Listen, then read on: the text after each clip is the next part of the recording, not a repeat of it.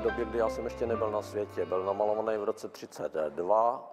Je to jeden z monumentálních prvních velkých obrazů, kdy k němu měl i táta vztah. Byl poprvé vystavený asi na druhý nebo třetí Topičový výstavě a dnes jsem jeho třetím majitelem.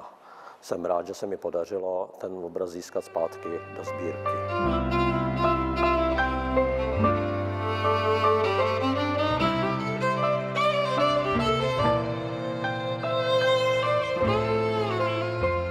Vlastně mi se dalo říct, že když budu koukat za obraz do jeho podstaty, tak každý obraz má nějaké vyzařování a pro mě vlastně všechny Schlengrovy obrazy jsou zářiče, prostě, který nabíjejí. Ale Milenci pod hvězdama prostě jsou tak mocný, imaginární pro mě. Oni, jak jsou zahleděni prostě někam do hvězd, tak to jsou myšlenky Schlengra, kde on hledal podstatu lidství, člověka, proč jsme tady. A myslím si, že když hledí do hvězd, tak vlastně hledí do své duše, vlastně sám do sebe se člověk dívá vlastně, když hledá odpověď.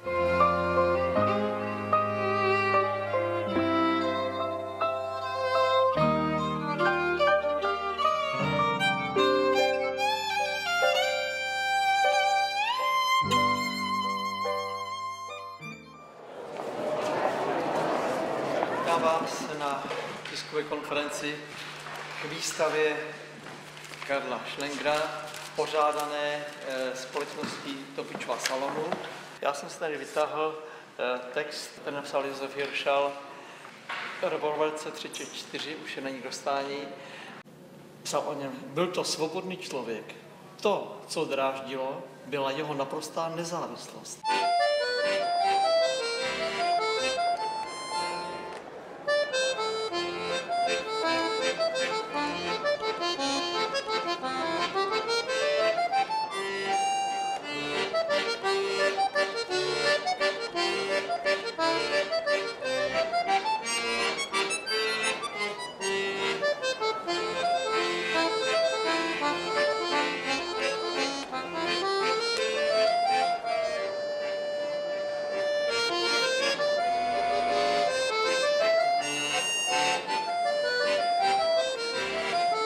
Dobrý večer, dámy a pánové.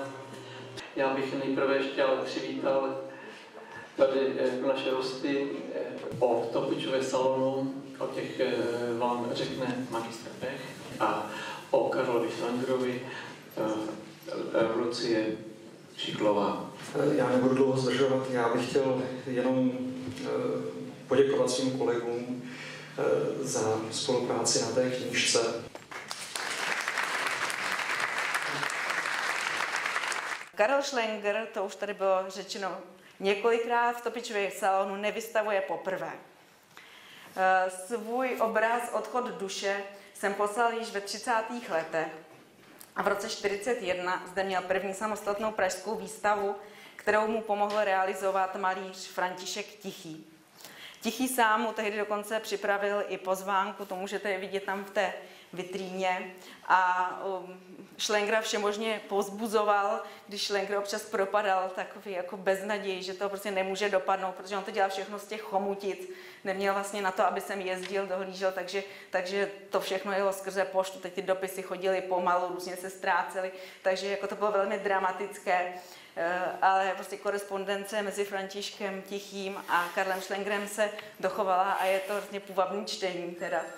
A Schlenger byl právě Tichým velmi podporovaný a říkal mu, prostě to dopadne dobře, prostě jste malíř velkých kvalit a uvidíte, všechno se prodá. A ono se to nakonec opravdu vyplnilo a ta výstava tehdy za války se celá vyprodala.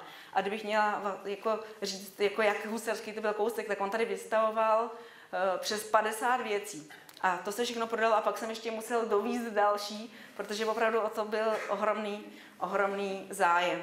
On tady ale tehdy nevystavoval ve většině svoji figurální malbu, protože za to by ho tehdy asi poslali do koncentráku, protože to, když to tady vidíte, tak jako to velmi teda splývá s oním zakázaným uměním.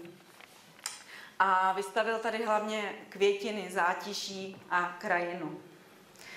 A to jsou vlastně všechno obrazy, které jsou nějak spojené se zemí. A já si to vysvětluji, ten jeho velký úspěch právě i tím, že to bylo za války. A vlastně, když je válka, tak jako lid je znejistěn a vlastně se šahá po těch nejzákladnějších jistotách. A tu je právě ta země jako materie, země jako matka a vlastně to oni mohli nacházet právě v těch Schlengrových obrazech. Země, žena, matka, materie. Pro Schlengera to byla hlavní témata, spojená s touhou, s úzkostí, s protiklady, se splynutím, se zrozením, smrtí, návratem.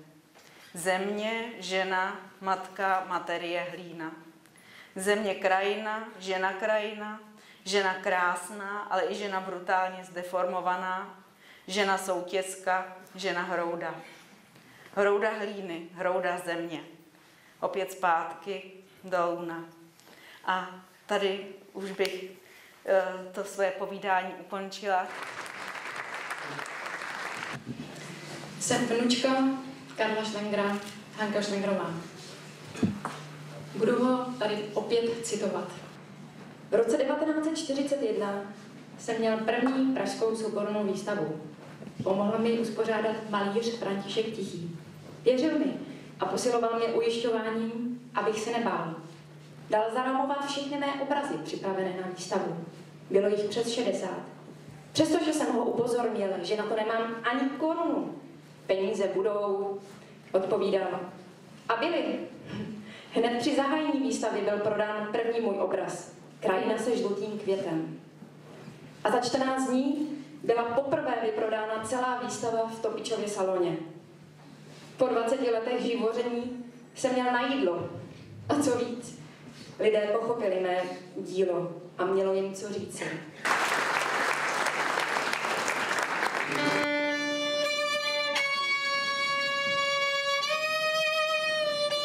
Já Schlengerovy obrazy znám už asi 12 let. A ta inspirace je tam obrovská z důvodu snoubení velikého talentu, který Schlenger měl. Jeho disciplína v práci, to je velice inspirativní. Hrozně pracoval. A invence. Když se tyhle věci tři spojí, tak je to inspirace asi pro každého kumštýře, nejenom muzikanta.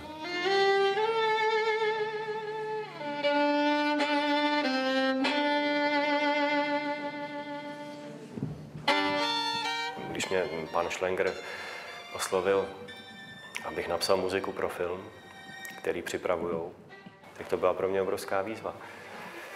Napsal jsem to velice rád a musím říct, že jsme si sedli jednou u stolu, řekli jsme si nějaké představy a já jsem za měsíc odevzdával hotový CDčko s hotovou muzikou. Myslím si, že jsem se do té nálady těch Schlengerových obrazů docela trefil.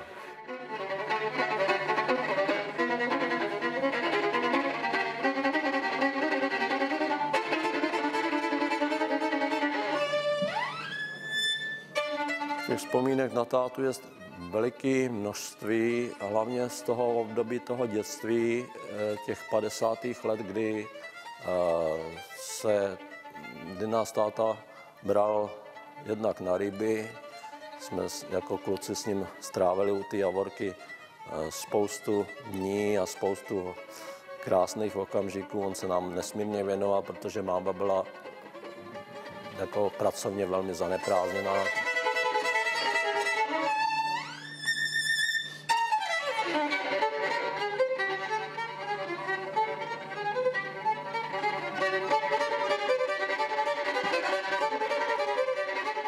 Výstava, která se dnes podařila realizovat, tak by byla pro tátu nesmírným poděkováním za to, že jsme tohleto zvládli tady spolu s dalšími pracovníky a že jí může zhlídnout veřejnost, protože to bylo jeho snem, jeho cílem vlastně, aby to někde bylo vystavené natrvalo, pokud by se podařilo někde sehnat takový prostory, aby některý sponzor jako takovýhle místnosti poskytnul.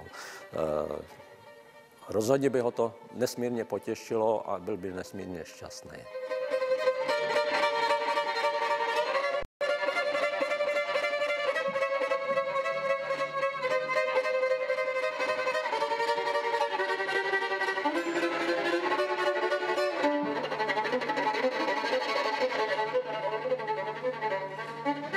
Dědečka si pamatuju, protože to jsou takové dětské vzpomínky. On zemřel v 81., když jsem byla v první třídě, ale pamatuju si, protože já jsem chodila čuchat barvy do jeho ateliéru. A to bylo pro mě úplně fascinující. Ono to bylo tak, jako když jde dítě do kouzelného nebo strašidelného zámku, tak tam jako člověk vešel do toho ateliéru a procházel se tam, nesměl na nic čehat, jako tak jenom tak přivonět. A pak si pamatuju dědu, jak hrál na klavír, protože on vyučoval na housle, na akordeon, na klavír a pamatuju si, jak nám hrával prostě jednoduché písničky na piano, k tomu zpíval. Jako veselýho člověka si ho pamatuju. Já když jsem sem stěhovala obrazy, teď jsem je vybalovala z těch bublin, tak z těch bublin začaly vylizat pavouci.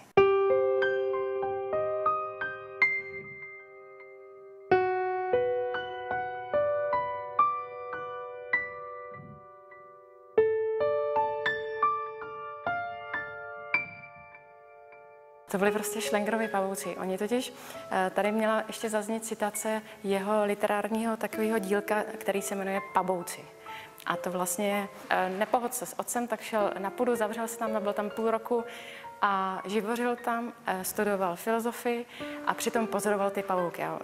Dělal si z toho zápisky a ty pavouci to je prostě, to koresponduje s lidma. Vlastně to jsou lidský charaktery, spíš i politický dění, který se v tom odráží, jakoby. A je to velice ale humorně pojatý. A já vlastně, když jsem vybalovala ty obrazy tady a teď z toho začaly líst ty pavouci, tak jsem je onem uklízela takhle, aby se tady jako schovali, aby je někdo nezašláp. A co bylo úplně nejkrásnější, že jsme se tady postavili při tom zahájení výstavy. A těsně předtím, než jsme začali mluvit, tak mě se přímo přede mě takhle spustil malý pavouk. Takhle tady, tak jsem ho takhle vzala s tou pavoučinou a on byl takhle vedle mě a celou tu vernisáž prostě poslouchal a pak tam odlez prostě vzadu pod ten odchod duše, vlastně pod tu Schlengerovou duši, tak odlez ten pavouček a já jsem říkala, to je ono, to je prostě to znamení, jako, protože třeba pan doktor Suva, jeho nejbližší přítel, čeká pořád na to znamení, protože Schlenger mu řekl, že až zemře, takže mu dá znamení. Že prostě, ať to jako sleduje, že určitě jako dostane to znamení, jaký to tam je, jo, že prostě mu dá vědět, jaký to je prostě, když člověk umře. A prostě já si myslím, že těch znamení je tady tolik, jenom to stačí sledovat. Dědeček je tady pořád. Ten je v nás, jako ten prostě je tady s náma, protože když ho člověk má v srdci, tak je tady pořád.